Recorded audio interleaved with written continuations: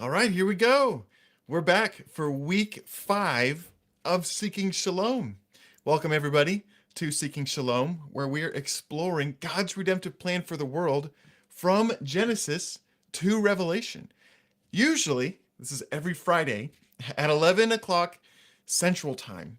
And this week, we're a little bit different. We're actually playing some catch up because I missed last week's stream, greatly missed all of you. And so my plan has been to do a makeup stream today, Thursday, and then another stream, our usual weekly stream tomorrow on Friday. And actually, we're kind of ready with all of our material a day early. I'm going to explain, I'm kind of adjusting some of the roadmap to combine what used to be week 5 and 6 are actually going to be combined together today. So we're going to go through all of this week's material and last week's material today. And there's a couple of adjustments that I'll explain how that became possible. But here we are, Thursday afternoon instead of Friday morning. But hey, this is great. Honestly, I'm just so thankful not to be missing another week, even if we are a little bit not meeting at our exactly previously scheduled time. So I've got, I think, hopefully, some new places where we're streaming today. If you are on Instagram and you can see this, man, hello. I sure hope this is working because we're trying out some different places that we can stream this, and hopefully it's really working. Let's see. Hey, but wherever you're watching from, like, hello. It's so great to see you, and I'm so excited to be back to this. So like I said, usually my plan is to host these streams every Friday at 11 a.m. Central Time in the United States. And this week is just a little bit different. We're meeting on Thursday and keeping our schedule going. We're on week 5, and it's good. We're actually making really good progress. So as we get through these streams, we're diving into the biblical narrative of our spiritual heritage, our past, our present, and our future, discussing where Jesus is leading his church for the days ahead and the fulfillment of the Great Commission. Many places in Scripture do describe the generation that experiences the fulfillment of the Great Commission. And we want to actually look at that and see what we can learn from that and recognize how that's unfolding around us in our day, which I think is super fun. It's been a fascinating study for me personally. Hope it is for you as well. Now, we have been in some amazing chapters in previous weeks going through the Psalms, through the life of David and the time period of Solomon. And now last week, we actually got into some Psalms that are after the time period of David and Solomon into the divided kingdom, where we have the Israel northern kingdom and Judah southern kingdom. That would have been after, like I said, after Solomon, but before the Assyrian invasion. This week, we're going to shift from the Psalms to some prophets that precede the Assyrian invasion. As we go through these chapters, I am trying to progress as best as I can chronologically, not just in the order that they appear in the Bible, because the order that the books are listed here are not necessarily chronological, and sometimes there's a lot of overlap and even duplicate stories in different books. And so I'm trying to progress through these chronologically, and in some cases, the exact timing can be really hard to really determine with confidence. And this week is going to demonstrate that probably better than most. So for this week, week 5, we're going to cover Amos and Hosea.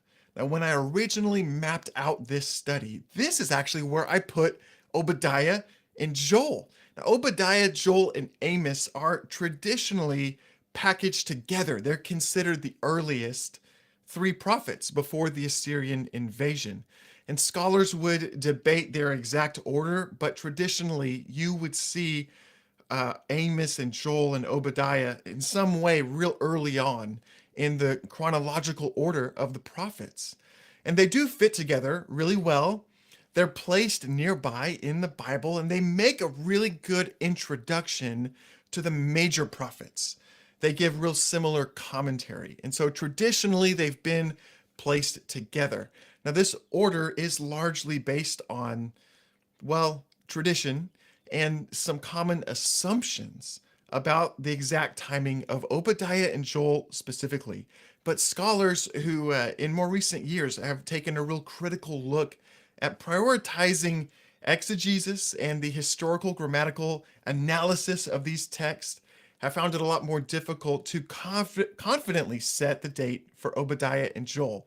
You can assume that tradition is tradition, and so we put those earlier. But if you really want to deep dive into the text, it's there can be some contradictions and there can be some uncertainty about if that tradition really holds to when those books were truly written.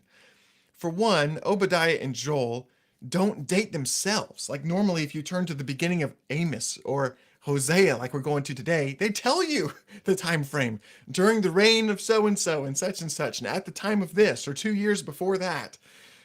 And Obadiah and Joel just don't do us any favors in dating themselves, like Amos and Hosea do, which we're going to talk about today. They don't mention their time frames or the reigns of their kings. Second, they're not specifically mentioned by other biblical and ancient sources. Isaiah does not identify Joel as a precursor or Obadiah. Isaiah and other prophets, for example, they don't help us date either of these directly. Instead, scholars are left arguing about who quoted who. Did Joel quote other prophets? Or did other prophets quote Joel? And we don't exactly know who said what first. The Old Testament prophets, they don't provide citations with the same level of specificity or standards that we would come to expect today.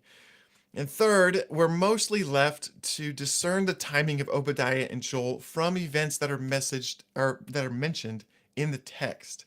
Now, this can be really difficult because it can be unclear whether an author is speaking of a past event or speaking prophetically about a future event. That can get really hairy based on how you interpret it, and how you interpret it is based on a lot of times some assumptions that you are importing into your interpretation of the text. All that to say, dating Obadiah and Joel is very tricky.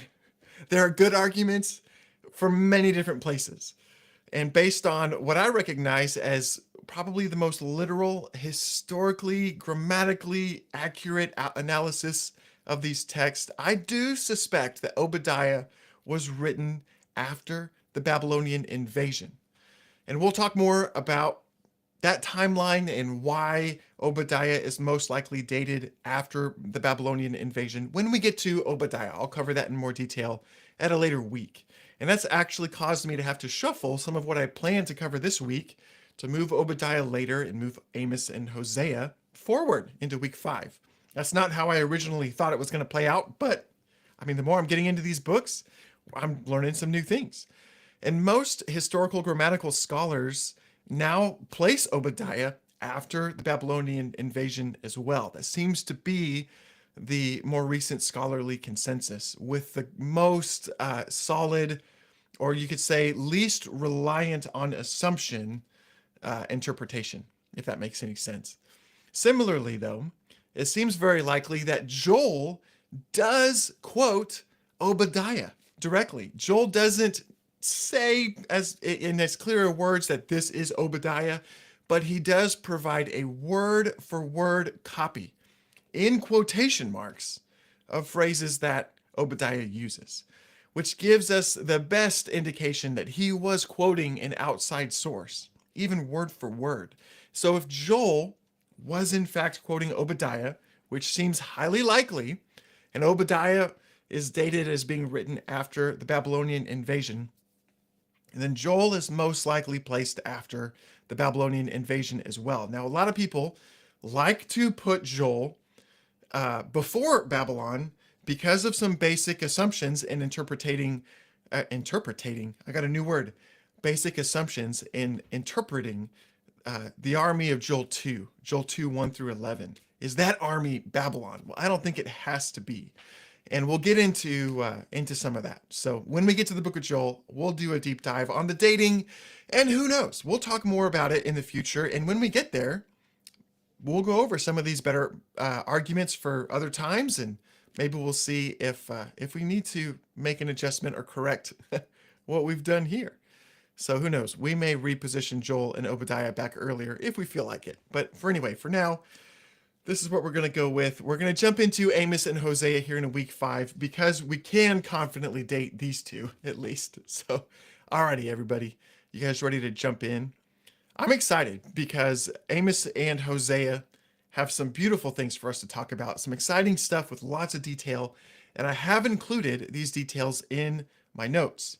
So don't forget, you can log into our Servant Leader Network website or the Servant Leader Network app on your phone. You can access the notes and get the recordings of all of these web streams all for free.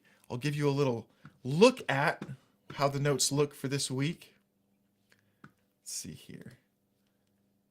There's the scripture, but here are the notes going from Amos 8, Amos 9, all the way into Hosea. So lots of little comments and citations and all kinds of background stuff.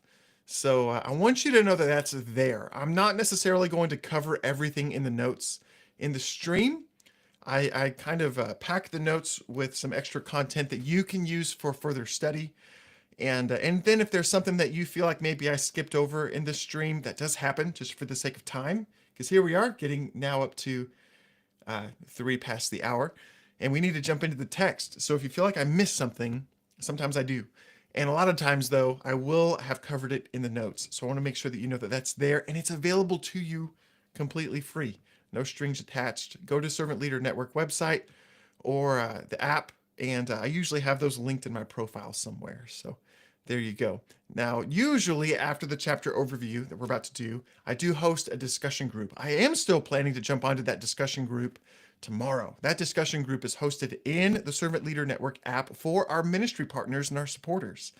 And that's every Friday at 11 a.m., where we're going to discuss where we see God's redemptive plan in current events, ask questions about the chapters that we've covered, and explore how we can build in continuity with where Jesus is leading his church in the future. It's an awesome discussion group. We get a lot more interaction, and hopefully get some of your questions answered, not just by me, but by a collective group of people who are really taking time to study this together. It's pretty awesome. And all that we're doing with Seeking Shalom is made possible by the prayers and support of our ministry partners. Anybody can sign up for that. There's no donation required. Just reach out to me or visit the website to be added to that discussion group that's just for that group of ministry partners. All right, everybody, let's jump in. We are going to jump into Amos 8 and 9. Now, there's quite a bit that we could cover beyond Amos 8 and 9 in his book, but we are trying to focus on chapters that real predominantly have a fulfillment and a real particular relevance to the final generation at the end of the age and the biblical narrative of the end of the age. And Amos 8 and 9 are the most focused on some passages that are awaiting some specific fulfillment at the end of the age. Now, some of this is has parallels in history. As we look at some of the scenarios of Amos 8 and 9 and Hosea, there are historical parallels, specifically with the Assyrian invasion, the Babylonian invasion, the exile. All of that is relevant, but there are parts of these prophecies that do have an interim fulfillment in that time period, but they have a permanent fulfillment, a final fulfillment at the end of the age, at Israel's final deliverance and in the Messianic age. And we've talked about that biblical narrative in more detail back in the very first weeks of Seeking Shalom. So if you want to get more background on that, I want to encourage you to go back if you haven't already and look at those, because Amos and Hosea are building on that biblical narrative that's previously established for Israel, dating all the way back to Abraham, Isaac, and Jacob, then Moses, and what happened on Sinai, and then their entry into the promised land, and then God's covenant with David. We've covered all of that in previous weeks. And Amos and Hosea are assuming the audience will be familiar with that biblical redemptive narrative that we've been covering all these weeks. So I'm not going to go back and rehash all of that. That's in previous weeks for you to go get. And you can go back to the recordings and speed run those on ×2 and look at the notes for that. So we're progressing now into the era of the divided kingdom before the Assyrian invasion with Amos and Hosea. They're going to continue to elaborate on that biblical narrative that Moses so well overviewed in Deuteronomy 32. David gave several overviews of it in the Psalms. And like I said, those are all covered in previous weeks. So it's fun. We're going to continue to recognize familiar themes. And that's part of the fun of studying these together in chronological order and seeing how the themes develop through the story of Israel's past. And of course, as promises for Israel's future and the earth's future. Okay, Amos 8. Oh, beautiful. Okay, let me make sure I've got it all pulled up on my screen as well with the notes. So Amos, likely, it's not super clear exactly who Amos is, but he does seem to be some kind of a businessman residing in Judah, which would have been the southern part of Israel, the southern kingdom during the divided kingdom era. Amos is most likely suspected to have ministered or prophesied during a kind of a 15-year period between 765 or 750 BC. So there's a little bit of a period there where it's most likely he was inserted. And some of that we know based on what Amos talks about in his other chapters. So I've included that there, though, in the notes. Now, for Amos 8, there's an interesting part of the story that we're being inserted into. In Amos 7, Amos has prayed for preventative prayers of God's judgment to mitigate God's judgment. Amos has entered into intercession, and he has mitigated God's judgment of Israel's rebellion against the covenant. But there comes a point where every redemptive opportunity for repentance has been exhausted, and the time is finally ripe for God's redemptive discipline to come and correct the bad course that Israel is on. And that's where we find ourselves being inserted into the story here in Amos 8. So the temple and feast rituals get interrupted and replaced with mourning as God addresses Israel's rebellion against the covenant in the form of their alliances with wickedness. Israel has actually grown tolerant of wickedness and aligned themselves with wicked nations and wicked leaders.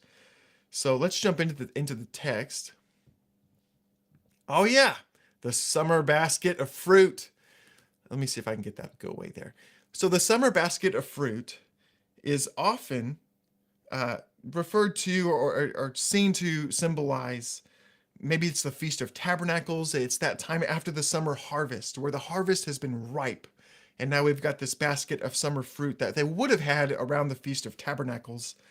But then you've got this part that's highlighted here in blue. The end has come for my people Israel. The way that that's interpreted or understood in the original Hebrew is a play on words of the time is ripe. It's not just the end has come, it's the time is ripe. The harvest is ripe for judgment of my people Israel. And what God is communicating here in Amos 8 is that every opportunity for repentance has been made. Every appeal has been given and every redemptive opportunity has been exhausted. And now the time is ripe where if we delay any longer, the risk of destruction is far too great, and God must intervene with redemptive discipline. And that's what's really in view here in verses 1 and 2. The songs of the temple shall become wailings in that day, declares the Lord. In that day is a pretty significant phrase as well that many biblical prophets use to indicate a reference to that final redemptive narrative of Israel's final deliverance and salvation. And so you can't just automatically assume that that is exclusive to an end times passage, because it does also have historical fulfillments and historical relevance as well. But it is a good indicator that we're talking about something related to that biblical narrative in that day. This is one of the first real direct mentions that as Israel is enduring a period of judgment for their rebellion against the covenant, that the temple rituals are interrupted. They're halted. I mean, pretty directly here, he says the temple, the songs of the temple will become wailings in the day. The temple rituals are halted. There's like a real disturbance of what's happening at the temple, and that's part of God's judgment in that day, like I say. God addresses Israel's toleration of wickedness that characterized Israel's final rebellion. I'm going to scroll on down to verses 4 and onward. Hear this, you who trampled on the needy. Ooh, that's a painful indictment. For God to declare that you have trampled on the needy and you bring the poor of the land to an end, saying, well, when will the new moon be over? When may we sell grain again? When can we just get past the Sabbath so that we can resume commerce? They're they're posturing themselves, or they're really, what they're doing is they're really being agitated by God's covenant. They're finding God's covenant to be burdensome, and they're trying to circumvent it because they have this greed, this lust for prosperity that now is beginning to characterize Israel's leadership, and they are just completely missing the point of the covenant and of those rituals. Their lust for prosperity, Israel finds themselves in at enmity with God's covenant and with those rituals, seeing them as just hindrances to their profit. And they're going to seek to circumvent the covenant for economic prosperity. And man, if this doesn't call back real strongly to Deuteronomy 8, I don't have this on the screen, but I will read it to you, and I have this in the notes.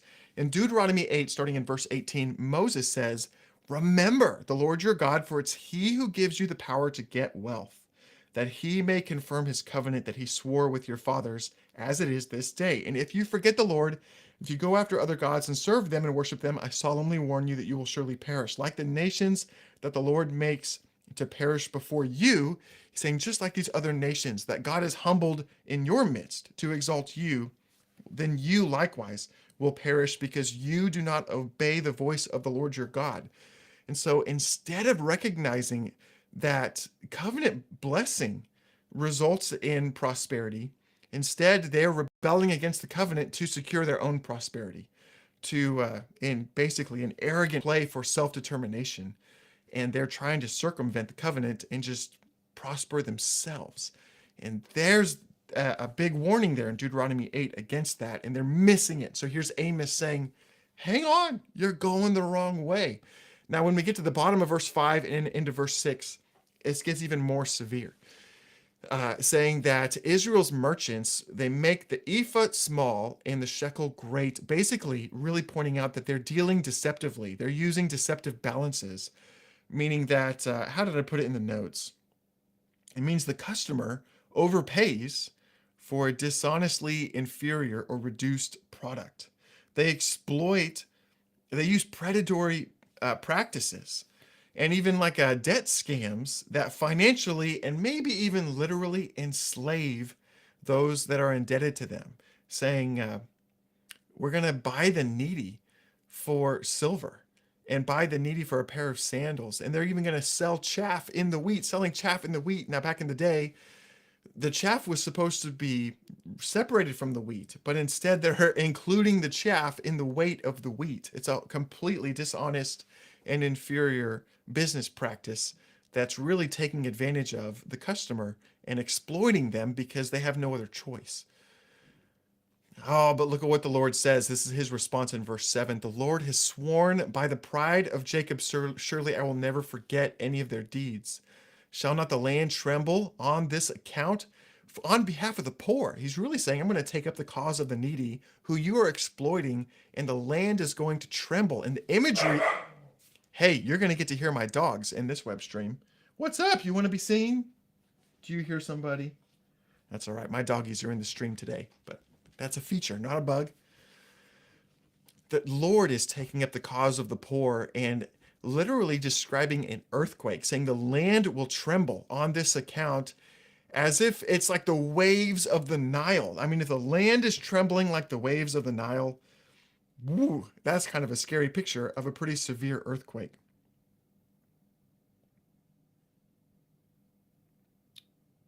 Oh, I do want to mention in verse 9.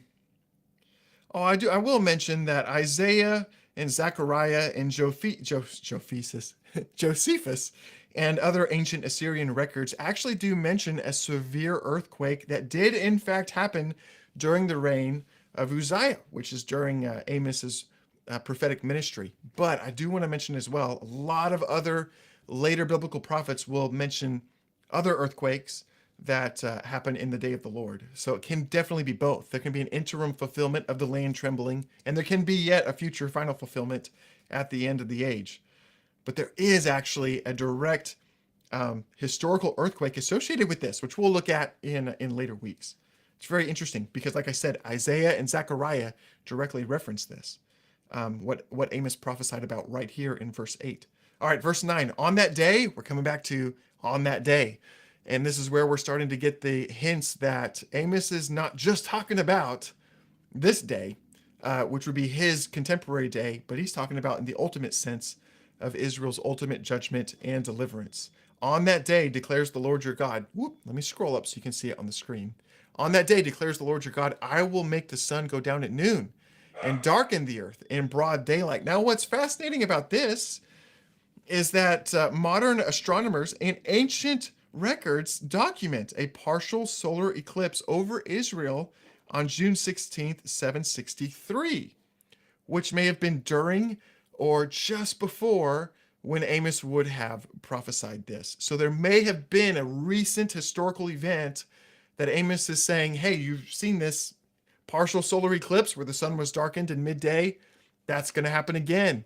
And many later biblical prophets are going to talk about some strange cosmic events and solar eclipses that occur at the end of the age in Israel's final deliverance on that day, as Amos would say. So I think, again, that's another thing where there's both a contemporary sign in Amos's day, but I think there's also a future fulfillment of that yet to be had, which we'll look at in future weeks. I don't think you have to pick either historical or future interpretations. I think you can pick both. And I think that's how it's meant to be interpreted, as we'll see with the Assyrian invasion as well. Let's move down to verse 10. I will turn your feast into mourning. Now, just like in verse 3, when God said your temple songs will be turned into wailings, again, those rituals and the feasts are halted, and they're replaced with mourning. And all your songs into lamentation. I will bring sackcloth on everybody. So there's this mourning that happens during the judgment of the Lord.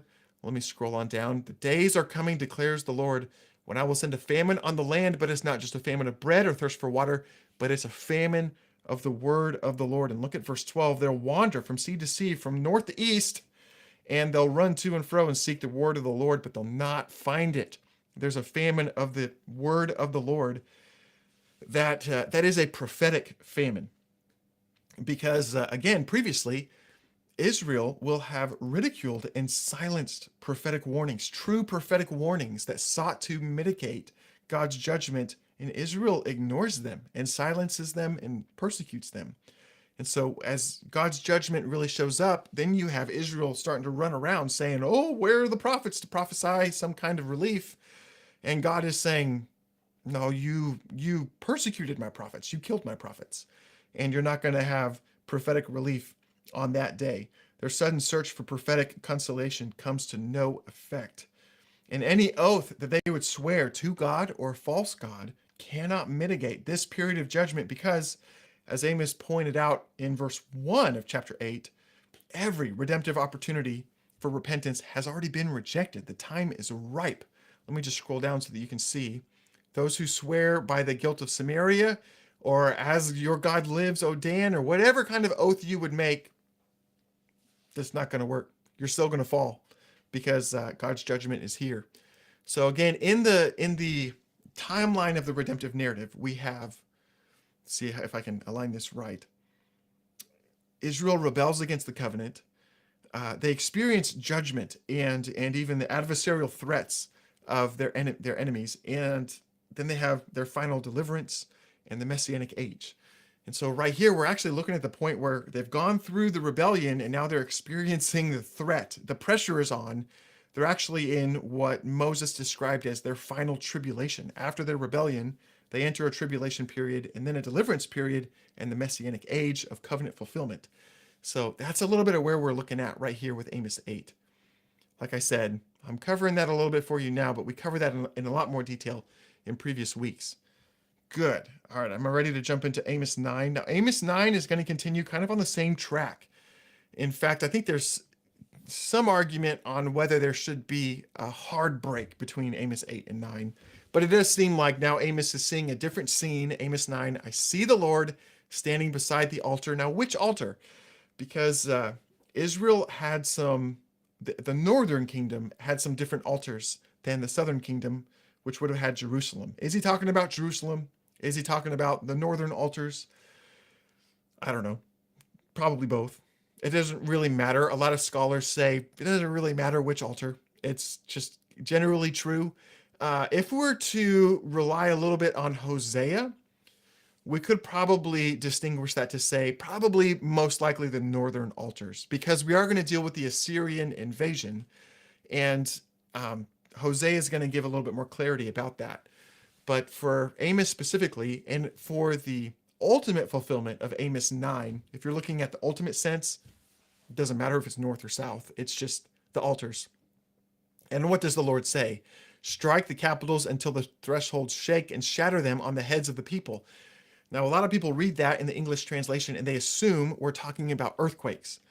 And that's a fair assumption. But in the actual Hebrew text, striking the capitals until the threshold shakes and shattering them on the heads, the more literal translation would be to sever the heads of the pillars and sever the heads of the priesthood. It's tough. It's judgment language that is depicting beheading. It's not just earthquake, it's severing the heads of the pillars of the capital. The pillars of the temple, or the pillars of the altar, whether that's the temple in the south or the altars in the north, it doesn't matter. It's kind of a universal judgment that God's proclaiming here, that to sever the heads of the altars and sever the heads of the priesthood, and to pursue all of those who have aligned themselves with wickedness, all those exploiters of the poor that we talked about in the last chapter. God is going to seek justice for the poor, and he's going to deal with those who've aligned themselves with sin. So once Israel's rebellion has really come to fullness, it's really complete, God uses Israel's adversaries to uproot them from the land and slay the unrepentant leaders. God sifts the population of Israel, which we're going to look at here in Amos 9, to remove and even literally behead the unrepentant before inaugurating the Messianic age and an age of permanent security and abundance, which Amos is going to describe. That's a part of Amos 9 that's yet unfulfilled in the permanent, ultimate sense. So look at what God says in verse 2. Wherever they try to get to, the population has to flee the land, because the curses of Leviticus 26 and Deuteronomy 28 are beginning to fully manifest. Israel's being invaded, people are being slaughtered, and God himself is hunting the escapees, the refugees who rejected his covenant and who remain unrepentant. And he uses adversarial nations as his instrument of judgment. So whether they dig to Sheol, whether if they hide themselves at the top of Carmel, wherever they try to go, they try to hide from my sight at the bottom of the sea. I mean, man, even if they go into captivity before their enemies, I will command the sword, and they will not be spared. I will fix my eyes upon them. Ooh, that's terrifying. And this is a little bit of reversal of positive language. From the time of Solomon. When Solomon dedicated the temple, God said, my eyes will be toward this place, with a affectionate attentiveness, that God will be attentive to the prayers offered in Israel. And instead, Israel has rejected the covenant, and now God says, my eyes are going to be fixed on you in a different way, in a jealous way, and in a wrathful way, but not in a totality of God's wrath, as Amos is going to be sure to clarify, and as Hosea will as well, which we're going to look at here in a moment. But look, he says, I'll fix my eyes upon you for evil and not for good. I mean, he just has to clarify it. It's just, it's that much more painful. Because a lot of us pray, God, set your eyes on me, be watchful over me, protect me, provide for me. But that also comes with, if you rebel against God's covenant, if Israel rebels against God's covenant, then God's eyes remain fixed, but it's for evil and not for good. It's to correct their alignment, their agreement with wickedness, which Hosea is really going to outline. So anyway, we'll get to that. I always want to jump ahead. I get excited about it because they really do blend together. It's a cohesive message across the whole scope of the biblical narrative, across all the altars. It's a fascinating thing to see when you get to study it together like this. So, anyway, I should just lean into that a little bit. The Lord God of hosts, he who touches the earth and it melts. Okay, now Amos is starting to get into some of the descriptions of God's greatness that we referenced back in different Psalms. Psalm 2, Psalm 68, Psalm 104. He's drawing from God's greatness, even describing God's judgment of wickedness. And he's saying, Israel, you found yourself in the hot seat. You found yourself as a recipient of that God who judges wickedness, who fights on behalf of the poor. That same God is now having to challenge you, is now having to resist and challenge you. That's who you're facing. It's kind of terrifying. And then it goes on to say, are you not like the Cushites? Are you not like the pagan people who are distant from the land? Are you not like those who were outside of my covenant, O people of Israel? Did I not bring you out of the land of Egypt? And he's just really appealing to, why are you doing this? Why are you being a people of enmity? And he goes on to say in verse 8, if you can see it there, the eyes of the Lord are upon the sinful kingdom. He calls Israel, in this case, in the state of their rebellion, a sinful kingdom. And I will destroy you from the surface of the ground. But wait, except I'm not going to utterly destroy you. I'm not going to nullify my covenant. I'm not going to disqualify you from my covenant, but I will save the house of Jacob. And I will save the covenant. And Hosea is going to mention this as well. The covenant is not going to be completely ignored. God's wrath is not going to extend to the complete destruction of Israel. No. Israel's promise is not over. The covenant is not over, but it will be saved. For look what he says. For behold, I will command and shake the house of Israel among the nations as one shakes a sieve. It's sifting. He's sifting Israel among the nations and saying, I'm not going to allow the sinful to escape. Let me scroll down a little bit more. The sinners of my people will die by the sword. They're not going to escape. When he says the pebble is not going to fall to the earth, all of the sinners are going to be caught. They're not going to escape the judgment. But the repentant, those who turn to the Lord, will inherit God's covenant and his promises. And so it's not accurate to say that Amos is pronouncing the complete nullification of God's covenant with Israel or Israel's redemptive role in God's plan. That's not the case, because he's saying, no, I am going to save you, but I'm going to sift you.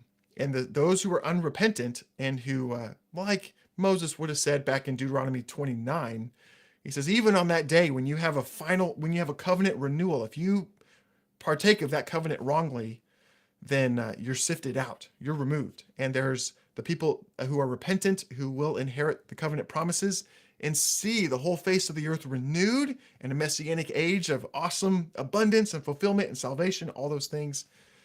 But we've got to deal with removing the consequences of sin and those sinful leaders who've exploited the poor. They actually need to have justice. So there we go. Now let's jump down to verse 11.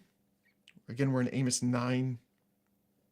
Oh, it's beautiful. Amos describes the messianic age. Again, because he's saying, no, the story's not over. Verse 8, I'm not going to utterly destroy the house of Jacob. No, this is where this is going to go to. This is actually a redemptive intervention to produce covenant fulfillment, the most redemptive outcome. So in that day, I will raise up the booth of David. Now, in that day, we're back to in that day. In that day is something we looked at all the way back in Amos 8. It's that kind of prophetic language that's hinting to, yeah, we may be talking about some historical fulfillment things, but we're really talking about the ultimate covenant fulfillment of God's redemptive plan. In that day, I will raise up the booth of David that has fallen. Now, the booth of David, God's really going, what we're talking about here is God's going to fulfill his covenant promises to David, which we looked at last week, to restore his royal lineage as Israel's messianic king rules from Jerusalem with a purified house of prayer, which will be the messianic temple. Repair, rebuild, and restore applies to David's royal lineage, the throne in Jerusalem, and the tabernacle in Jerusalem. All three were part of David's covenant. And so some scholars will say, well, what is this talking about? Is this about the city itself, the temple itself, or just David's lineage? And all of that, I think prophetically is just answered yes. The Davidic covenant is going to be rebuilt, its breaches restored. And that includes the throne, the city, the temple. And I think that's all. I think you can safely combine those interpretations there. Alrighty. Verse 12, that they may possess the remnant of Edom. Now, this is referenced back in Psalm 47, saying that God gives us our adversaries are put under our feet. That's what's happening here. They're going to possess the remnant of Edom, meaning they're given authority over their former adversaries. Behold, the days are coming when the plowman will overtake the reaper. Oh, he just goes on to describe this messianic age of just absurd abundance. Like the harvest is so great that the reaper doesn't even have time to collect it all before it becomes time to replant. The cities are rebuilt. The inhabitants dwell in the land with untroubled security. I'll restore the fortunes of my people. They'll rebuild the ruined cities and inhabit them. They'll plant vineyards and drink. The gardens will eat their fruit. I will plant them in the land, and they will never again be uprooted out of the land that I have given to them. Now that's a very permanent type of restoration. Now that restoration could not have been true of the generation of Jesus' first coming, because of course they were uprooted again when Rome really came through and destroyed Israel in the first century AD. And so Amos has long awaited a future fulfillment of a day when Israel will be permanently put in the land. And even though we do have Israel in the land right now, present day of the time of my writing this, I think that there's an even more permanent fulfillment of this yet to come. I don't necessarily think it'd be hard for me to say from where I sit today that I would expect Israel to be fully uprooted from the land in any kind of near-term future. But I think really the inauguration of the Messianic age is the sure fulfillment of you're never going to be uprooted. Your Messianic king is here. All your adversaries have been placed under your feet. That obviously has not happened yet today. So that's something we still are waiting for yet future for a ultimate fulfillment in the Messianic age. Oh boy, there's Obadiah. But you know what? We're going to have to come back to Obadiah another week. We're going to jump to Hosea. Let me just reset my notes. I do love Amos and his mention of the Davidic covenant, which chronologically makes sense because that's the most recent covenant. I mean, it's pretty cool to place these out chronologically. And if you missed that segment about the Davidic covenant, go check out week 4.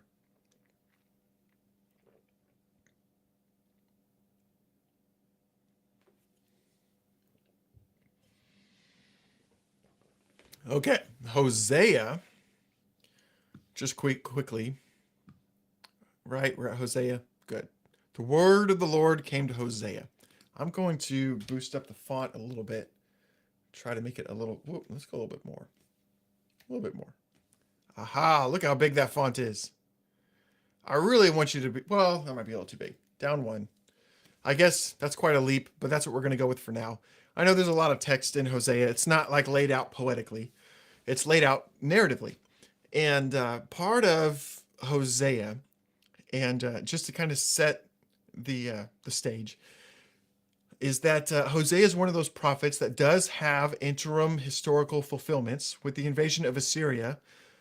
But later prophets are really going to clarify that there's a greater Assyrian invasion, quote unquote. There's a greater adversarial judgment.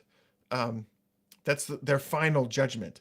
That there's both a contemporary, historical tribulation that Israel goes through with the Assyrian invasion, the Babylonian invasion. That's true. And that would be an accurate fulfillment, at least partially, of what Hosea prophesies here. But Hosea also prophesies some things that were not fully fulfilled by that historic events of the Assyrian and Babylonian invasion. Some of what Hosea talks about really awaits the final tribulation and final deliverance of the end of the age. And it has to do with God's redemptive plan for not just Israel, but for the nations, because Israel still has a major part to play in that. So as we look at the book of Hosea, he's really focused on Israel's relationship with God. But from God's perspective, from heaven's perspective, he's really talking about God's reconciliation plan for the planet and Israel's role in that. So I don't want to lose scope of that. So as we read some of this, we are reading about the historical events preceding the Assyrian invasion back in the 8th century BC. But we're talking about more than that. We're also talking about a future adversarial invasion of Israel's final tribulation that Isaiah really draws from Hosea. Isaiah is going to say, yeah, there's this Assyrian, this historical Assyrian, but there's another end time Assyrian. And he's a final Assyrian, adversary. And Hosea is going to talk about him. So I want to just give that little bit of a preface before we jump into the text here. Basically, for Hosea 1, 2, and 3 is really talking about this prophetic act that God asked Hosea to do.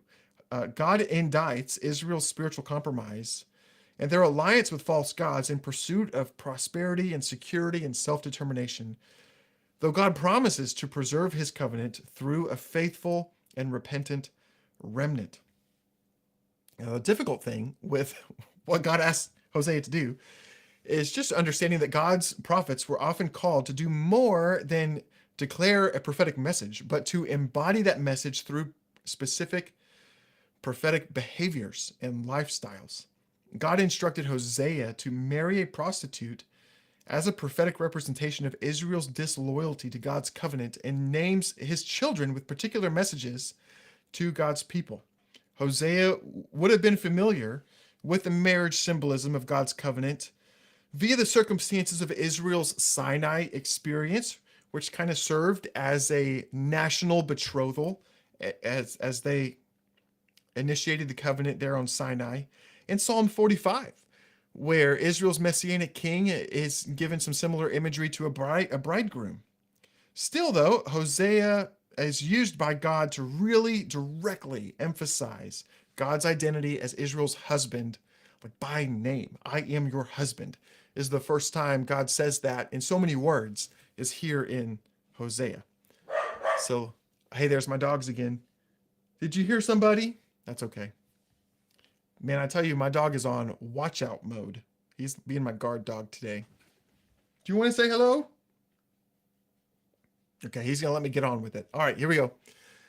So we have, the Lord spoke to Hosea, go take for yourself a wife of whoredom, essentially, go marry a prostitute or a adulterous wife with an adulterous lifestyle, for the land or my people commit adultery by forsaking the Lord. So he went and took Gomer, and she conceived and bore him a son. And the first son, let me scroll down. I'm going to try to move through this pretty quickly. The first son is named Jezreel. Hosea's firstborn son, Jezreel. The name literally translates to God sows, or may God sow. Like God is a gardener who is sowing seed. But it's also the name of a famous valley in the southern part of Galilee where many historic battles were fought and where some historic battles will yet be fought. God directly announces his intention to destroy the northern kingdom of Israel, similar to the warnings of Amos. Hosea lived to see the northern kingdom of Israel invaded by Assyria in 721 BC. Now, the valley of Jezreel is also called the Valley of Megiddo, and later called the Valley of Armageddon in Revelation 16:16. Same valley. So, call his name Jezreel, for in just a little while I will punish the house of Jehu for the blood of Jezreel. Oh, commentators have a hard time really identifying what the blood of Jezreel is really about. My suspicion is that the blood of Jezreel is actually the shedding of innocent blood. It's representative of the shedding of innocent blood of the poor, the vulnerable, the needy, those who have been exploited, as God described through Amos. There may be some more specific incident of what the blood of Jezreel really represents, but I don't think that it's too far of an assumption to suspect that it's really representing incidences of the shedding of innocent blood. I will put an end to the kingdom of the house of Israel. Now, this is definitely referring to the Assyrian invasion prophetically in the future sense. And on that day, I will break the bow of Israel in the valley of Jezreel, which really does happen with the Assyrian invasion, but it happens yet again with the way that the Antichrist the later ultimate Assyrian, will also use the valley of Jezreel. Very interestingly. All right, let's move on. She conceived again and bore a daughter. The Lord said to him, call her name No Mercy. There's an actual Hebrew name that I can't quite pronounce, but the name means call her No Mercy. Yikes. That's a pretty brutal name. I mean, can you imagine sending your kid to school? Can you imagine sending your kid to school and they have to introduce themselves as No Mercy?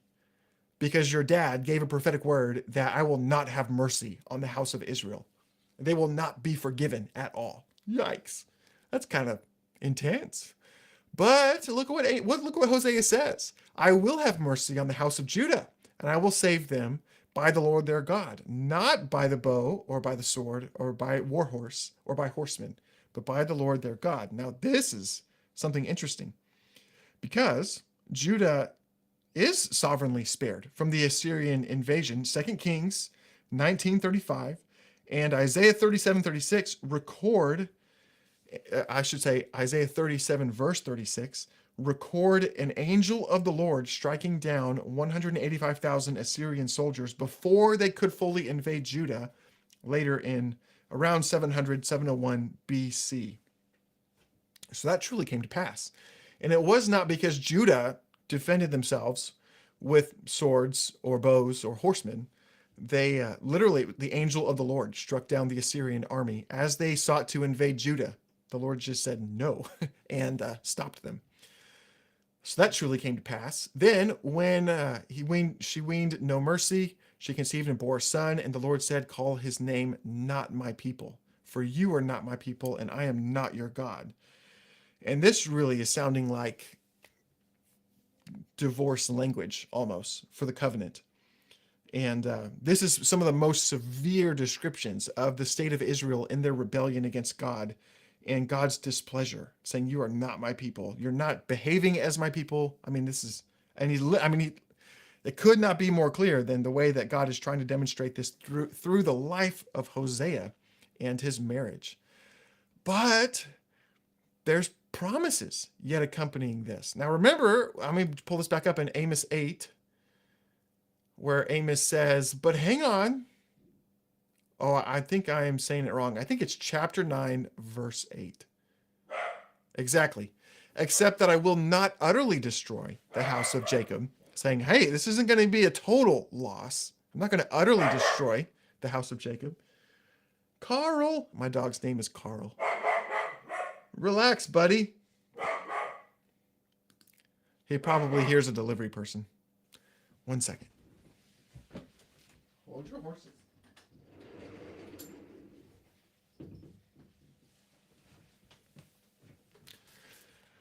I promise I'm going to take Carl for a good long walk after this. Okay.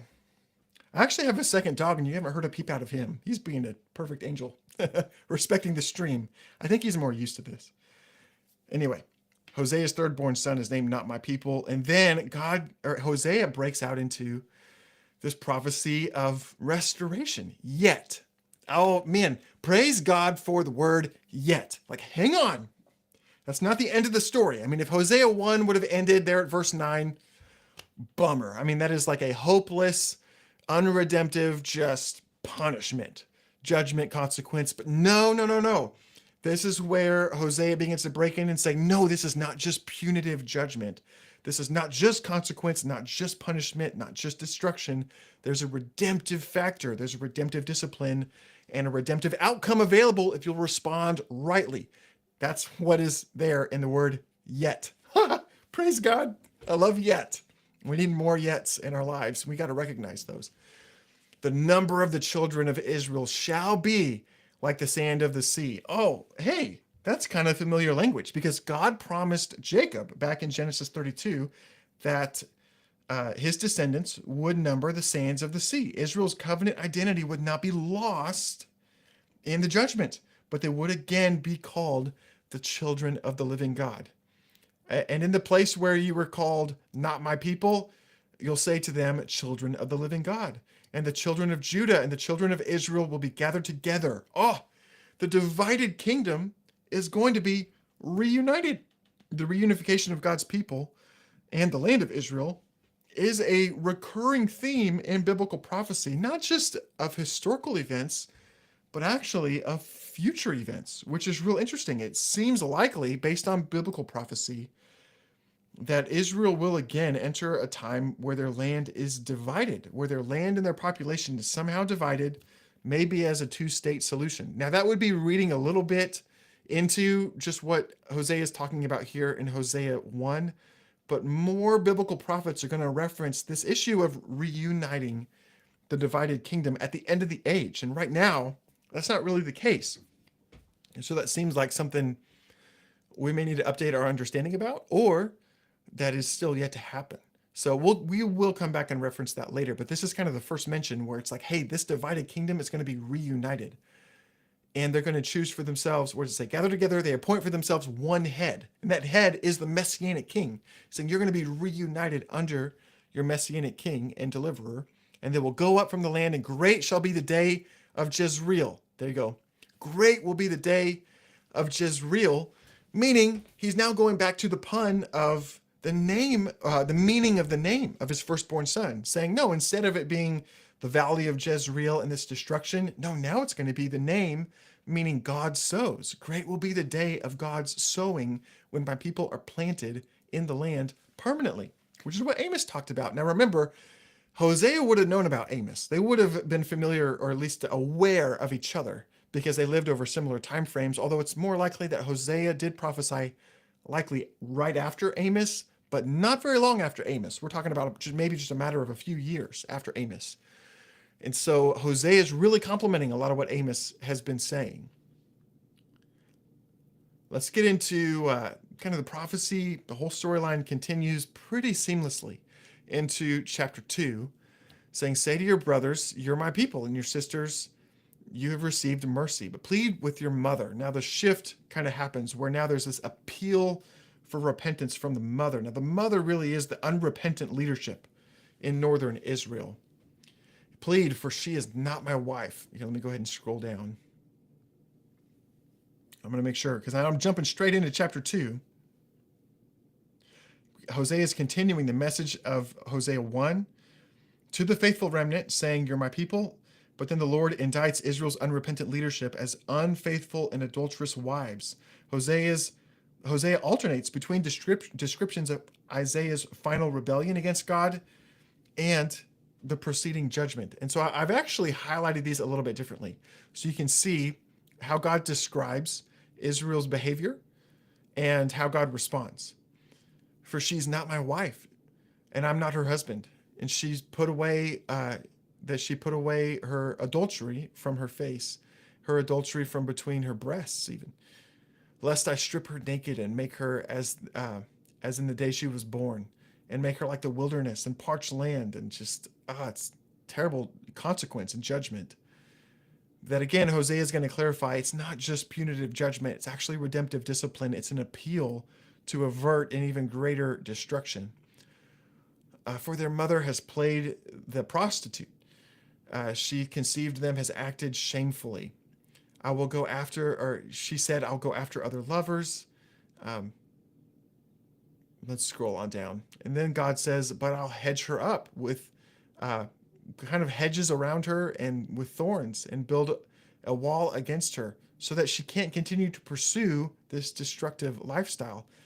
And she pursues other lovers, but she won't overtake them. She's not going to get the fulfillment that she wants out of these other lovers. She seeks them, but she's not going to find them. Then she shall say,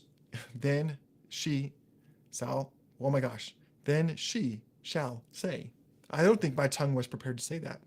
Then she shall say, I will go and return to my first husband, meaning the Lord. I'll actually go return to the Lord.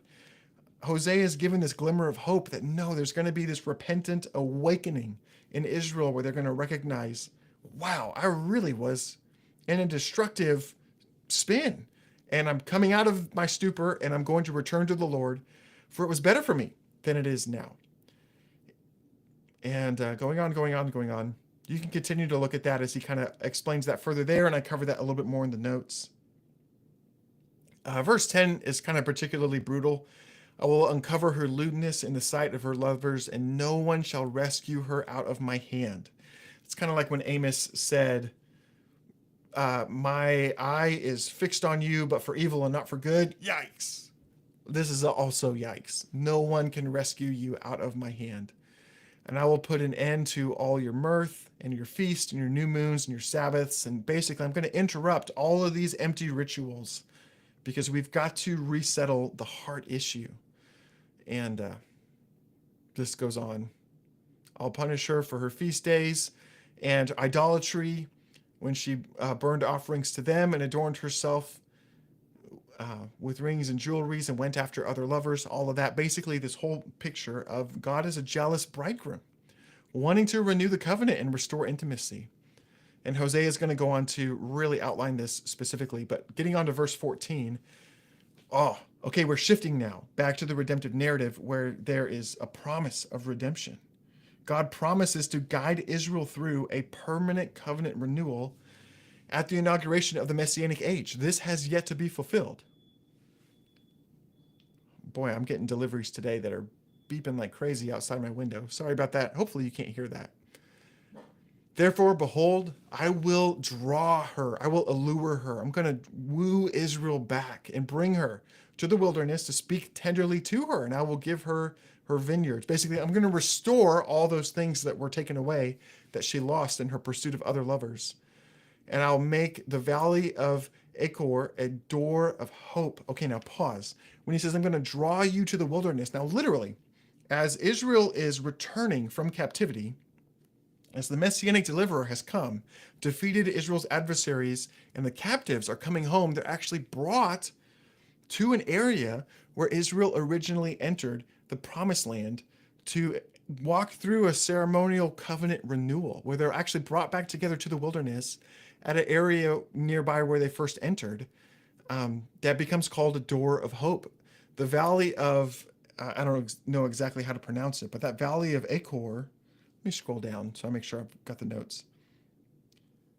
Interestingly, is on that initial path into the promised land between Jericho and Bethel, in kind of a northeast area to the north and east of Jerusalem, I should say. Let's get on down to verse 16. It's beautiful because there's this whole covenant renewal. And there she shall answer as in the day of her youth when the covenant was brand new, as in the time when she came out of Egypt, going all the way back to Deuteronomy 28 and all that we looked at in earlier weeks. All of that gets renewed. That's beautiful. And in that day declares the Lord, you will call me my husband. That is the most clear as it can possibly be said since the time of Sinai and since David in Psalm 45. You will call me my husband, and no longer just call me my Baal. Now, my Baal was really like my masters, my master who I was indentured to serve, who I was indebted to, who I owed a duty to. No, it's not just a dutiful service. No, it's a intimacy, a delightful intimacy that Israel experiences as a marriage to their God. For I will remove the names of all the Baals, all of those former masters that you had to serve. I'm going to remove them and you'll remember them no more. All those empty loves that you had are just going to be cast from memory, and we're going to enter a period of covenant fulfillment in the Messianic age. And I will make for them a covenant on that day with the beasts of the field and the birds of the heaven. All of creation is involved in this, the creeping things on the ground. Kind of harkens back to, I think it was Psalm 104. And I will abolish the bow and the sword and war from the land. This is a permanent peace that accompanies this final covenant renewal. And I will make you lie down in the land safely. And I will betroth you to me forever. And I will betroth you to me in righteousness and justice and steadfast love and mercy. I mean, you can see the affection of God really coming through in this language. And I will betroth you to me in faithfulness, and you will know the Lord. And in that day, let me scroll up, sorry. I'm leaving you guys behind. In that day, I will answer, declares the Lord. I will answer the heavens and they will answer the earth. Really meaning there's agricultural blessing. The rains are going to come, the earth is going to produce, and the earth is going to respond to Jezreel, to Israel, to the people that God has sovereignly planted permanently in the land, is what he's really talking about. It's a restoration of almost like the agriculture of Eden. It's really referencing Psalm 104 almost pretty directly, which would have been kind of a recent psalm. May have even been a psalm written to accompany this promise. It's really beautiful. The earth will again serve the true Jezreel, the people of God planted in the land in covenant renewal and faithfulness, just like Psalm 104. Okay, beautiful. And then verse 23, and I will sow her for myself in the land. Meaning God is saying, I am the sower. He's using that Jezreel again. I will sow you, plant you into the land myself, and I will have mercy on no mercy. Those names are all reversed. I have mercy on no mercy. And I will say to not my people, you are my people. It's like they're getting renamed. And you are my God. And they'll say, you are my God. So even though it sounded like this hopeless divorce situation, it's really not. It's a redemptive discipline so that the covenant can really take place. So wickedness can be done away with. All those former lovers can be done away with. And a true permanent covenant renewal can take place that will extend across the earth in the form of the fulfillment of the Great Commission. See, okay, that's why we got to come back for a moment to Israel's role in the global restoration. What Hosea is talking about really is Israel's role. There's this salvation of Israel that extends across the nations with such a level of covenant fulfillment that can't happen any other way. And it really does bring about the true fulfillment of the Great Commission in the Messianic age. So all these things that we're talking about, the church has a redemptive role. The Gentile church has a redemptive role. The Messianic population of Israel has a redemptive role. And we get into more of that in later prophets, but Hosea is really setting the stage for how this is all going to really play out and God's commitment and his jealousy to go after his adulterous people, his rebellious people, and still restore them to covenant loyalty and fulfillment. It's beautiful, beautiful, beautiful. Okay, chapter 3. Man, I know I'm covering a lot in this week, but that's because I moved Obadiah and Joel away to a later week, and now we're going to do Amos and Hosea all right together. I need to pick it up, though. Hosea 3 is pretty simple. Really, it's just another one of those moments where God is instructing Hosea to continue this prophetic relationship that he's having with his adulterous wife, to rescue her from prostitution. And I include a little bit more about this specifically in the notes. Let's just look at it really briefly. Hosea pays the price. He pays the price of her, you could say, marital commitment, her monogamy, you could say, but pays her freedom from these other lovers. And I don't think, it's kind of interesting how that does bear some similarity to the ransom that Jesus paid for all of us on the cross. Hosea was really committing a prophetic act in purchasing his wife from the debt of sin that she owed. And in a way, not the exact same way, but in a way, Jesus does the same for us with the price he paid on the cross that only he could pay. That definitely would be a interesting, similarity, but there's more to the point of Hosea chapter 3. And I said to her, dwell with me for many days, and don't be a prostitute, and don't belong to another man, and so I will be with you. And truly what's happening here, most scholars are really adamant that this is not just a covenant marriage of monogamy, but it's actually abstinence. It's a period of abstinence. For the children of Israel are going to dwell for many days without their other lovers, without their other vices, without their kings, without their princes, without all these other pillars that they worshiped and their false gods in their houses that they leaned on and relied on and sought as other lovers. We're going to do away. We're going to have a detox of all this other sexual activity, for lack of a better word, because Israel's going to go through the same thing. It's a prophetic act because God's going to put Israel through a detox judgment period. And afterward, the children of Israel will turn and seek the Lord and David their king, meaning the messianic king of the lineage of David that Amos talks about in Amos 9. And they shall come in fear to the Lord and in his goodness in the latter days for that covenant renewal that he had just talked about in the previous chapter. That's more what's in view here, is not just a purchasing of monogamy, but it's a detox period. It's a reset period that they go through because Israel has to go through the same thing. This detox reset away from all these other places where they put their trust, these idolatrous places where they put their trust apart from God. Okay, I'll talk about that more in the notes for Hosea 3. For the sake of time, which already is way too far gone, I'm going to jump briefly to Hosea 5. Just a couple of portions of Hosea 5. I wouldn't say that the whole of Hosea 5 is all got this great, end of the age relevance, but there is a section here that really bears looking at, where the Lord says, I will be like a lion to Ephraim, which is another name for the northern kingdom of Israel. I'm like a young lion to the house of Judah. I will tear and go away, and I will carry off, and none shall rescue. Meaning that the Lord is judging. The Lord is wounding. That the Lord is there's consequences happening as Israel is experiencing the consequences of their rebellion. But that's not just punitive judgment, it's actually redemptive discipline. God says, I will return to my place, and I'm going to wait.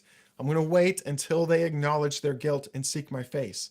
As they're going through their detox, many of the remnant of Israel start to wake up and realize their guilt and seek God's face. And in their distress, earnestly seek me. They start to cry out to God in the midst of the tribulation. So God is saying, hey, I've allowed this tribulation to happen. Your adversaries are coming against you. You're going into captivity. You're experiencing the curses of Leviticus 26 and Deuteronomy 28. But there's a redemptive discipline in it and a redemptive opportunity if you'll wake up, recognize your guilt, and turn, seek my face, and come back for the covenant renewal, actually experience the renewal. So it's not just punitive judgment, it's redemptive discipline. Got to keep that perspective as we're looking at this. It's not just heartless, but it's actually based on affection that Hosea really wants to double down on. And look, Hosea actually gives them some instruction. He says, come, let us return to the Lord. He's kind of describing the remnant of Israel who's waking up spiritually. There's a spiritual awakening during the tribulation where Israel starts to recognize, wow, we have departed from the covenant in such significant ways.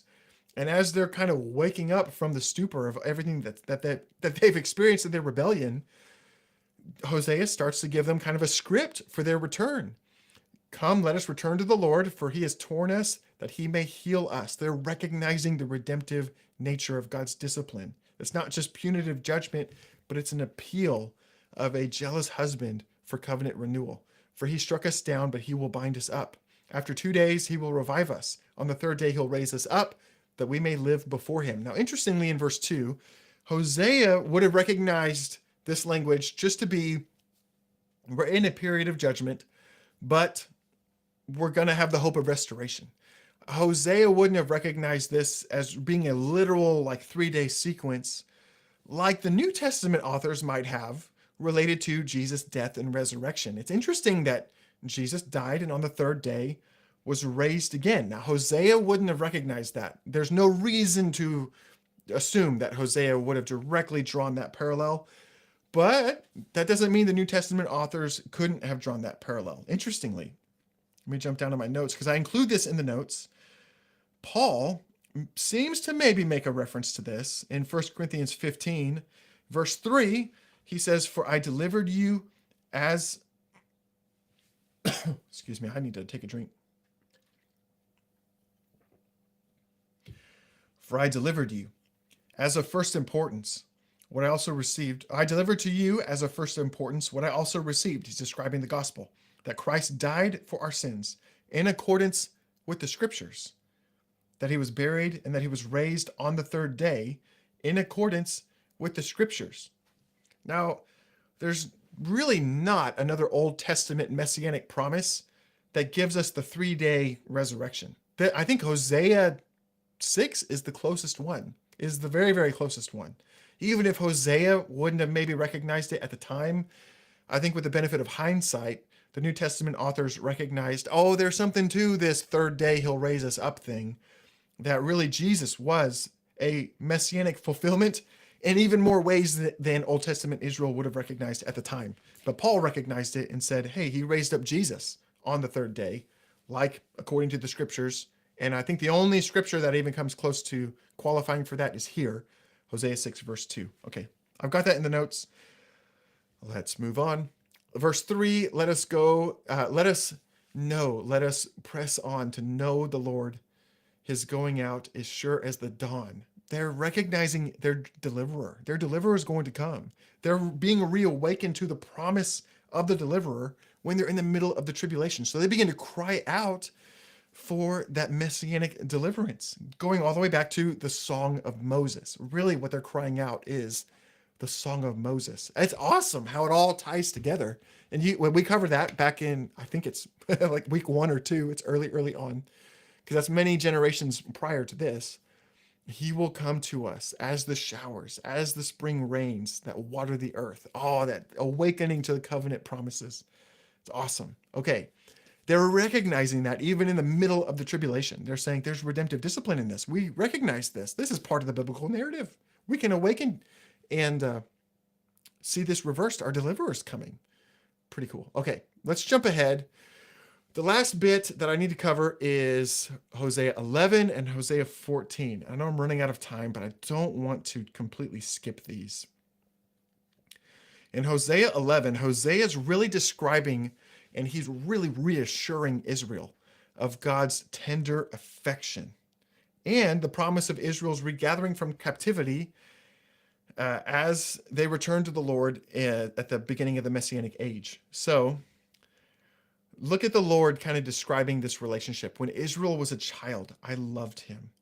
Even out of Egypt, I called him my son. But the more that they were called, the more that they went away. The more that God called to Israel, including the more that God blessed Israel, the people responded with pride, and they repurposed God's blessing to reinforce their pursuit of their own prosperity, their own security, their own self-determination as they sought to mimic other unchosen nations. So we're saying, even as I blessed you, you grew further away. You sacrificed to other idols. You burnt your offerings to other idols. Yet I was the one who taught Ephraim to walk. It's literally like this imagery of parenting and training. I was the one teaching Ephraim to walk. I took them by their arms when they didn't know, even when they didn't recognize it. I was the one who healed them and tended to them. God sought to train Israel with abundant patience and grace, but Israel failed to recognize it and continued in their just determined rebellion to secure their own destiny apart from God, to remove their reliance from God from their whole equation of their existence. But of course, the futility of that is because Israel wouldn't have existed without God's intervention and his help to even begin with. Look at how he describes, I led them with cords of kindness, with brands of love. I became to them as one who eases the yoke on their jaws. I bent down to them and fed them. And they shall not return to the land of Egypt, but Assyria will be their king. You're talking about that Assyrian invasion and even a worse Assyrian at the end of the age, because they have refused to return to me.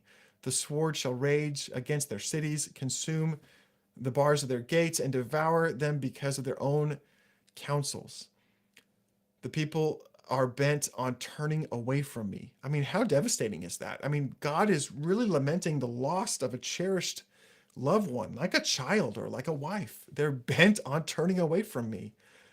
And though they call out to the Most High, they can't be raised up at all. They're not. This judgment is something that they're going to have to face as a consequence for wickedness, but more than that, to sift the wickedness, as Amos talked about. That was Amos, right? I think so. All right, I'm catching up in my notes. But then look at how God responds still. He says, how can I give up on you, though? I can't just hand you over. I'm not going to abandon the covenant and make you like these other cities, Adman or Adma, and those cities that are listed there in verse 8 were real close to Sodom and Gomorrah. They experienced God's judgment real similar to Sodom and Gomorrah. They were allied with Sodom and Gomorrah. So essentially, he's saying, I'm not going to abandon you like I did Sodom and Gomorrah. You're not going to have this permanent, like, terrible destruction. I can't do it because my heart won't let me. You just sense the tender compassion and affection of God that just won't let him abandon that covenant. He loves them so much. I will not execute my burning anger. I will not destroy Ephraim, saying, I'm not going to give way to the full measure of my wrath. I'm not going to fully destroy you, for I am God, not like a man who just is fully given over to wrath. I'm the Holy One in your midst, and I will not come in the fullness of my wrath, essentially is what he's saying. They will go after the Lord. I will roar, and when I roar, the children will come, trembling from the west. They'll come trembling like birds from Egypt and doves from the land of Assyria, from where they were held captive. There's both. They'll come trembling from the places where they sought shelter from their allies. In this case, Egypt is representing their allies where they sought shelter as refugees. And Assyria, they're returning from places where they were taken captive unwillingly. And I will return them to their homes, declares the Lord. Oh, it's beautiful, beautiful language right here, saying God is going to shout, he's going to roar like a lion, and God's people are going to return to Israel. Now, interestingly, about these verses specifically,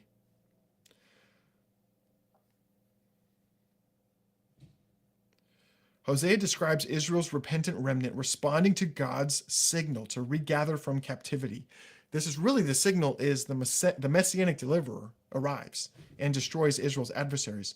Jewish captives in Assyria could not have resettled in Israel due to Babylonian invasion. Like, I have yet to find any scholar that says that these verses 10 and 11, are historically fulfilled, had any real historic fulfillment, because Babylon came and not just invaded Israel, but invaded the southern kingdom of Judah as well and took the whole nation into exile. And there's, partial returning to the land that happens until the Roman destruction in the first century of AD. But there's a permanent resettling of the land that has yet to be fulfilled that I think is really in view here in verses 10 and 11. And I don't find any commentators that are really willing to directly contradict that. And so the doves coming from the land of Assyria are like these, timid, just almost like newly saved, new believers returning from the land of captivity, not just of the land of historic ancient Assyria, but the end of the age final Assyrian, the final captor, the final adversary, that Isaiah is really going to clarify really is the Antichrist. That what's in view here that Hosea is talking about doesn't just end in the 5th, 4th, and 3rd century BC, but it's a end of the age final drama that plays out as well, that Hosea is really talking about here. Okay, quickly, verse 12 and then chapter 12, verse 1 kind of go together. Ephraim is the northern kingdom of Israel, has surrounded me with lies. And a lot of commentators debate, what does that mean? Well, Israel was given a mandate by the Lord to surround the Lord's presence with continual prayer. There was supposed to be this environment of continual prayer in the tabernacle and in the temple. And instead, since they've turned away from God and their rituals, their temple rituals are just kind of soulless, heartless, just mechanical duties. He's saying this is not coming from a place of real intimacy, because you're doing this ritual while you're also serving all these other gods. And so you've surrounded me not with the praise and prayers that I'm supposed to be due, but you've surrounded me with lies. And the house of Israel is full of deceit. But Judah walks with God, which again we've talked about, excuse me, Hosea 1 verse 7, where God says, I will have mercy on the house of Judah, which does happen, like I said, historically. The Assyrians invade northern Israel, but cannot invade fully Judah. Then he goes on, Ephraim feeds on the wind. Feeds on the wind. Most commentators really are upset with the translation of chapter 12, verse 1, saying shouldn't be feeds on the wind. What it really means is they're trying to shepherd the wind. They're trying to control what's beyond their control. And they pursue the east wind all day long, things that they cannot control, that they're trying to claim control of. They multiply falsehoods and violence, and they make a covenant with Assyria. They literally align themselves with the force that's going to invade them, and they don't even realize it. That really plays out at Isaiah makes clear, and Daniel makes absolutely clear that that's not just a historic Assyria. That's a future adversary as well that Israel's going to make a covenant with. And okay, that's that little bit there on the very end of chapter 11 and the beginning of verse 12. Just mentioning that because we're going to come back to that in future weeks. Israel attempts to control what's beyond their control, even to the point of making covenants with their adversaries who will betray and invade them. That played out historically, but it will play out yet again, as later biblical authors will strongly reinforce. Okay, finally, I've gone way too long. Anybody who has dared to watch this live, God bless you. I can't even stand me this long. But I hope that this, as we break these up into recordings and stuff, of course, it all gets a lot more digestible. All right. Hosea 14, the last chapter for this week. Don't sound so excited. Okay, here we go. Hosea instructs Israel to reconcile with God at the beginning of the Messianic age as they return from captivity. God promises to heal and restore Israel to covenant blessing. Oh, this is a fascinating chapter that I don't feel like I ever spend quite enough time in. But Hosea 14, coming to the end of the book almost, Hosea says, Return, O Israel, to the Lord your God, for you have stumbled because of your iniquity. It's this urgent appeal to that repentant remnant. Let's return to the Lord. Now, this goes all the way back to what Hosea instructed in chapter 2. Yes, chapter 2:14, when he says the remnant who survives are going to be brought to this wilderness area for this period of covenant renewal at the beginning of the Messianic age. When Israel's Messianic king arrives, defeats their adversaries, he's walking them through a covenant renewal in a valley to the northeast, most likely, of Jerusalem, where they initially entered the promised land. And he's going to walk them through a covenant renewal. And Hosea is describing this like real literally, giving them instruction on how to approach that moment. Now, historically, when Israel would come for a covenant renewal or atonement, whatever they were going to do, historically, the traditional instruction was for families to bring physical offerings of goats or lambs or whatever. They would bring an offering to the Lord, but Israel has done a lot of empty offerings. Part of what God has had to address is that they're doing all these false offerings, these empty offerings, ceremonial offerings that are idolatrous and they are adulterous in nature. And so here's what Hosea says to them. He says, don't take an offering. He says, take words, take a confession of your sins. And if you need one, Hosea gives you one right here, and he gave you one back in chapter 3, which we looked at just a moment ago. If you want to go back to chapter 3, he gives them a little bit of a script. Take words and return to the Lord and say to him, take away all iniquity and accept from us this confession, accept what is good, our true confession. And we will pay with bulls and with vows from our lips. Assyria will not save us. They're renouncing these former lovers. As they've come out of the detox and they've awakened to their guilt, they're starting to renounce those different false, misplaced areas of trust. Assyria is not going to save us. Our diplomatic solutions are not going to save us. Our military is not going to save us. The work of our own hands is not going to save us. We're not going to put our trust and our reliance on idolatry. Our idolatry is not going to save us. But God, please, in you can even the orphan find mercy. Even the fatherless finds mercy. Just this like completely humble, humiliated appeal of God, show us mercy. And look what Hosea goes on to describe. This is God's response. I will heal their apostasy. I will love them freely. There's like 9 or 10 promises. Let's try to count them real quick. I will heal their apostasy. I will love them freely. For my anger will be turned from them. I will be like the dew to Israel. He shall blossom like the lily. He shall take root like the trees of Lebanon, huge trees with massive root systems. His shoots will spread out. His beauty shall be like the olive. Have you seen old olive trees? They're quite fascinating. You should look up a picture of those. And I should include a picture of them in the notes. I'll think of that for next time. And his fragrance like Lebanon, which again, beautiful trees, fragrant woods that they have there, and oils that come from them. And they shall return and dwell beneath my shadow. They shall flourish like the grain. They shall blossom like the vine. Their fame shall be like the wine of Lebanon. Ooh. So, wow, that's a lot of promises. I think I just counted like 12 or 13. But what they are representations of covenant fulfillment. They're not far from the way that God described covenant blessing in Leviticus 26 and Deuteronomy 28. So he's really talking about, we're going to restore the covenant. The covenant is on. The blessing is still there. You'll be planted in the land, and all those other blessings that we talked about in previous Hosea chapters.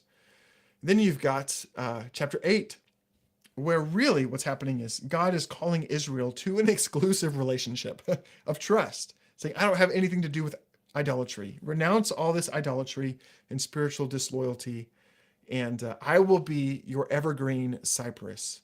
From me will come all of your fruit, everything that you need. You'll have it from me as your exclusive husband, for lack, really saying with all of what Hosea's life and ministry has represented. Then you get this warning. It's like this call, this promise, and this warning that really applies to us today. Hosea is giving this call to the current generation of Israel while he's there, but even to future generations, to us now. And so as I say this, listen to this like Hosea is saying this directly to you, because in truth, he is. Whoever is wise, let him understand these things, meaning understand the biblical narrative. Will you recognize the areas of your life where you're in rebellion? The areas of your heart that have grown dormant, the areas of your life where you've misplaced your trust. Will you recognize these areas of rebellion, and will you recognize God's redemptive discipline and wake up? Will you wake up? Will you come out of the detox and wake up and turn to the Lord? And will you recognize the way that this redemptive narrative is playing out globally and nationally? Yes, but personally in your life. Will you recognize it? Whoever is discerning, let him know these things. For the way of the Lord is perfect. His plan, his redemptive plan, is the most redemptive plan. It's not just right. The Hebrew word for that is it's straight. It's perfect. It is the most redemptive path. And if you'll walk in his ways, you'll experience that redemptive fruit, these covenant blessings. And the upright walk in these things, in these covenant blessings. If you want these things to be true of your life, recognize and understand God's redemptive plan, how it's playing out in history, how it's playing out in your life, and orient yourself around it so that you'll walk in these blessings. But the transgressors and those who refuse to understand these things and who just are going to go after their own way, they're going to stumble. They're not going to inherit the covenant blessings, but they're going to inherit the destruction that comes apart from them. So that's a significant warning that I am just setting myself to, even today. And I pray that's true for you. And I pray for that to be true of the church of today, that we will recognize how the redemptive plan is playing out in our own communities and in the church today, globally, and even in the nation of Israel today. So important for us to be oriented to the side of God's redemptive plan and what he's doing, and not just our own thing. Because there's many individuals, I'll speak for myself, in the church today who we miss areas. We miss areas of God's redemptive discipline, and we need God's help to recognize it. We need to wake up and return to him with all of our heart, as we've looked at in previous chapters and as we're going to look at more in future weeks. One of my major takeaways from Hosea is just the dedication of God to not give up on his people, to not give up on Israel, but to not give up on me. That's huge. And I hope that you take that away from this as well. Beyond Hosea 14 goes Joel. And we're going to get to Joel in a later week. Remember, I talked about that earlier. Joel is going to come later, and we will dive into him in a later week. But for now, thank you so much for watching. I so appreciate anybody who stuck around to watch the stream. I'm going to break these up into separate, segmented recordings and put them on the website with the full notes, and so you can have them there. I also want to thank all of our ministry partners. All of this content and much more is all made available for free because of your prayers and support. And you can find a lot more content, all available for free, and how to partner with us on our website, Servant Leader Network, which is posted, in our profiles, and the Servant Leader Network app. Awesome. Here we go. Where I would normally go to the discussion group right now, I'm actually going to go do that tomorrow. So this Friday, 11 a.m. Central Time, we'll be on the Servant Leader Network app for the discussion group of these chapters. And for now, that's going to do it for today's stream. I will see you guys next week. The plan is next week, Friday at 11 a.m. Central Time. And we will be jumping into, Lordy, I think it's Isaiah. So that's going to be exciting. Let's see if I can get my mouse to be ready to end the stream. Hey, there we go. Cool. Thank you so much for watching. So appreciate you. And I'll see you.